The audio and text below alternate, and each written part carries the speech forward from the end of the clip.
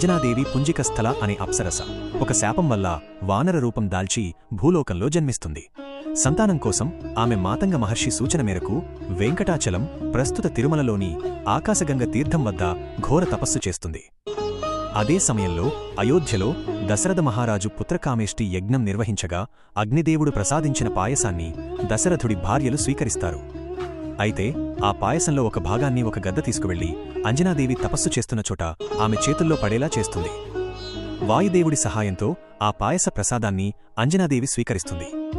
వాయుదేవుని అనుగ్రహంతో శివుని అంశతో అంజనాదేవికి మార్గశిర శుద్ధ నవమినాడు హనుమంతుడు జన్మిస్తాడు.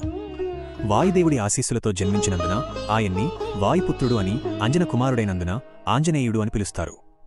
పుట్టిన వెంటనే సూర్యుడిని ఒక పండుగ భావించి మింగడానికి ఆకాశంలోకి ఎగిరిన అద్భుతమైన శక్తి సంపన్నుడు మన హనుమంతుడు.